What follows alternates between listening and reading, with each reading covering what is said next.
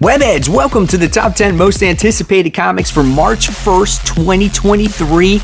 I'm Mike Spider Slayer. Welcome back to Comic Book Corner 2.0. It's never too early to start that pull list for next week, and hopefully this list does help you make decisions on what comic books to buy. Before we dive into it, guys, I just gotta give a quick shout out to Whatnot.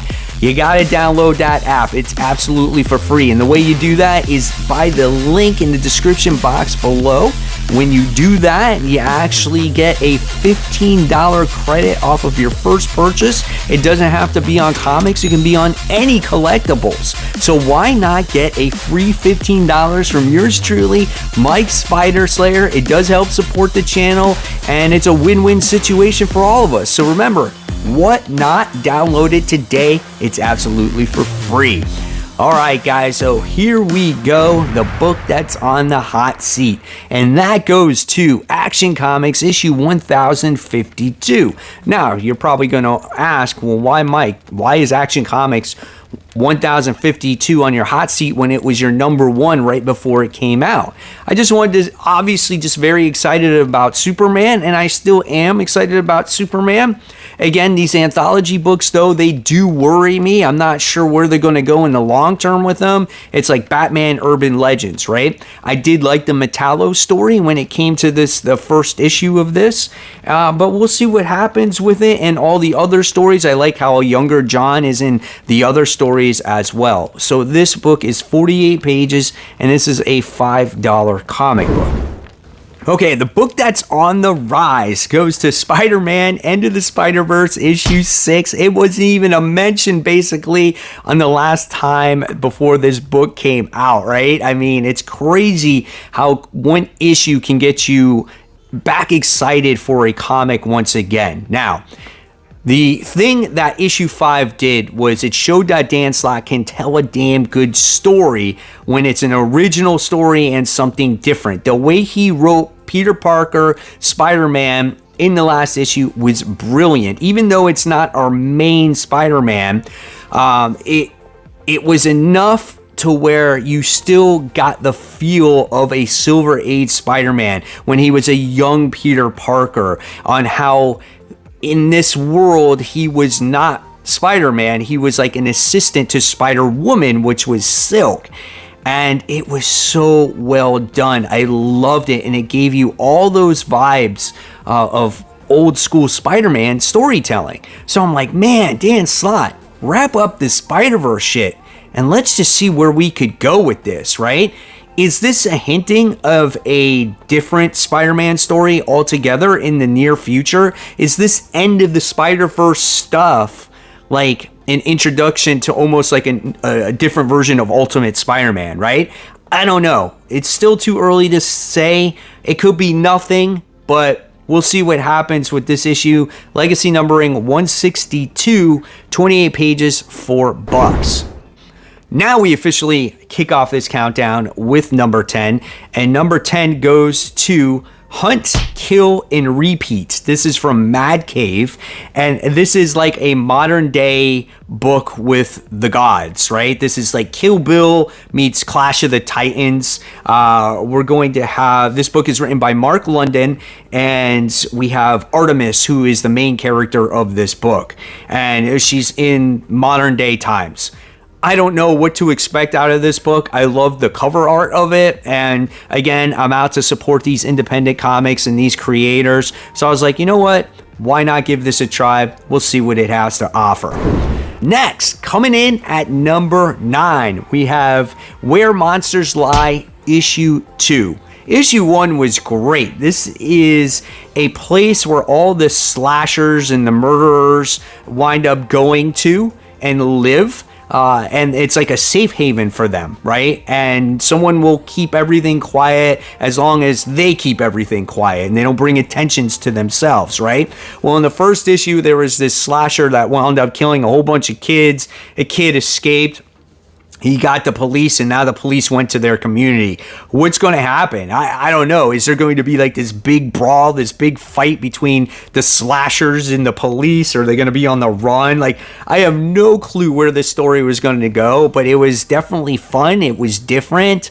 I would love to see a little bit more character growth, right? We got to see a lot of the community, but we didn't see a lot of like all the characters and what they do and how they live. Maybe one or two of them, but I don't know. That's just me nitpicking. I thought it was just a great and different and original idea.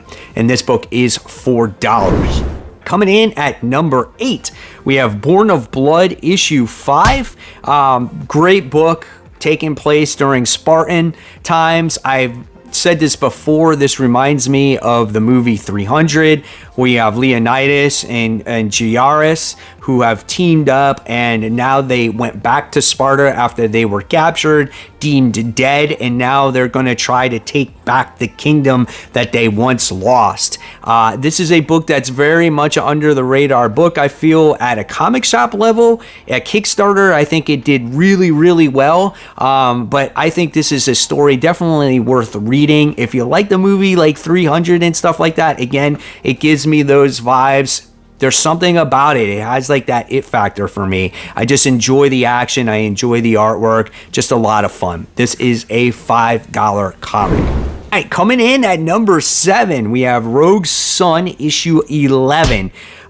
So this story is really a lot of fun, as well as this is Image's superhero universe.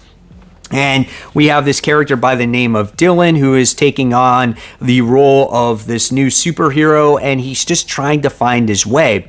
His father was very corrupt in many ways when he was the last Rogue Sun, so he had this AI intelligence inside the suit that was going to guide him. Yeah, Dylan got rid of that, and now he has a person that's aiding him by his side from like centuries ago, like the original Rogue Sun. And I feel like Dylan is a character that's kind of naive and is trying to get guidance from this particular character, but deep down, I think that this character is evil also. And I think that's the issue with all the Rogue Sun supposed superheroes. They're not like great superheroes or great people in general. I think they're out for themselves at the end of the day, and that's what this guidance, this original Rogue Sun guiding Dylan is after, a gateway from hell to the real realm now. So great story overall. There's a lot of setup going on in this book. I love the grounded elements as well. That's what makes this book shine too. 32 pages, $4. All right, coming in at number 6, you can say this is almost like a companion piece to Radiant Black. To Rogue Sun. This is Radiant Black, and this is issue 22.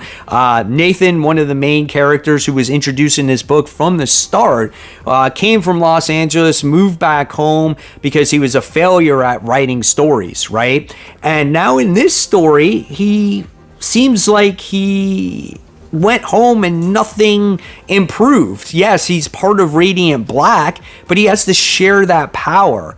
And so now he's going back to Los Angeles again. So why is he going back when you thought in the last issue he was going to stay at home with his best friend? So this is going to be an interesting story. This is another one that does a really good job with it grounding its characters. Yes, it has great sci-fi elements. There's great action when it happens, but I love the growth of the characters because it just adds another element to that story where it's just not wham bam thank you ma'am type of stuff, right? I love that character growth. This is 32 pages and this is $4.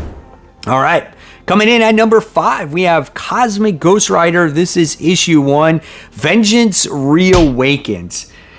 I don't know, man, what's going to be in store for the Cosmic Ghost Rider. Who is Frank Castle? I remember when he was introduced in that Thanos story that Donnie Cates had written, and it was so good. I loved freaking Cosmic Ghost Rider. I was like, man, this character's great. Then he had his own individual series. Now he has his other individual series coming out here, and I forgot the writer, and I'm hopeful she can pull it out. But I don't know. We'll see. I'm just picking it up because I think the concept of the character is cool. If it's bad after that first issue, then yeah, we'll drop it. 36 pages, $5, pretty pricey. All right, moving on from a Cosmic Ghost Rider to normal Ghost Rider, we have Ghost Rider issue 12. Danny Ketch is back, man. He's making his appearance in this comic once again. We got to see it, I think, at the end of the last issue. Ghost Rider is such a phenomenal read. I'm telling you guys, like, if you've read the character in the past, you probably appreciate this even more than I have, because I did not like Ghost Rider when I was younger. I never really got into it. I felt like I was always lost when I read it, but I've read this series since the very start, and now it's from issue 12, we get to see, again, the character growth from Johnny Blaze in this book. He was a person trapped in this town, not remembering that he was the Ghost Rider. He had this creature expelled from his brain. It released the Ghost Rider coming out. He's established a relationship. He is now trying to get rid of all supernatural hauntings that are going on in Georgia. And now we get somehow Danny Ketch is back. So we'll see how this continues. This is an excellent book written by Benjamin Percy. Legacy numbering 255, 28 pages, and this is $4. Continuing on with the top 3. Here we go. Spinning out of the pages of the dark web, we have Hallows' Eve. This is issue 1. That's it, guys. Janine is getting her own series. We're going to see where she went after the events of the dark web, okay? And we're going to see if this character will have legs. I think the concept of Hallows' Eve is really neat. I love her power set, how she has a bag of masks. Like, say she's Frankenstein, and she'll put it on her face, and she'll turn into a Frankenstein monster. Or if she has a werewolf, she'll turn into a werewolf. Like, the horror concept of this character is great. But I just don't know if she's going to stick around long enough where people are going to give a crap about her. But I think she looks great. Great power set. One thing created by Zeb Wells so far, it's this character here, and we're going to see what her spin-off series has to offer. This is 36 pages, $5.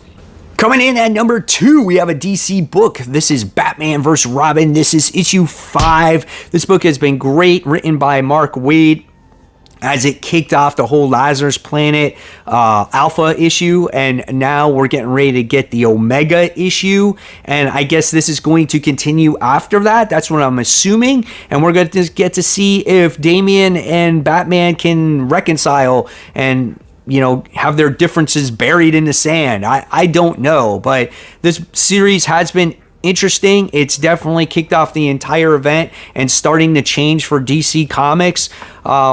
Final issue, guys. So if you've read issues 1 through 4, you might as well finish it off, right? So this is 48 pages, and this is $6. All right, guys, after number 1, we are not done. So hang around for those noteworthy comic books. And with number 1, we have Murder World Game Over, issue 1. It's the grand finale, the big prize. The bodies are piled high. This book has been absolutely outstanding, as we have had Arcade come up with his sick version of like Squid Games, right? And he's gotten all these people together. There's been the final survivors, and the winner gets like $1 billion or something like that. But little did we know that in the last issue, there was an AIM agent infiltrating Arcade, going into the game, trying to steal technology that Arcade has had, and that was artificial intelligence, where they can basically be like absolute duplicates of the superheroes that you know and love. So AIM, for example, had like a Mark V version, and Arcade had a Mark VII. So that tells you how much more advanced Arcade's technology actually is. So that was the agent's operative there. And if you read the last Black Widow series, she makes her appearance in the last issue because she has a vendetta against Arcade.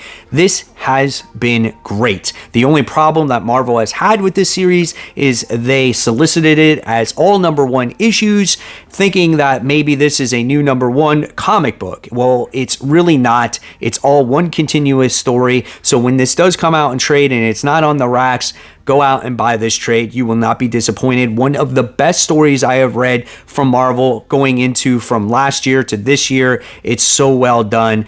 It starts off with Murder World Avengers, then it goes to Murder World Spider-Man, Murder World Wolverine, Murder World Moon Knight, and now Murder World Game Over. So this is something that you should not sleep on. Very entertaining. the end of the first issue has a great cliffhanger that you would not be disappointed on, guys. So check this bad boy out. Noteworthy comics.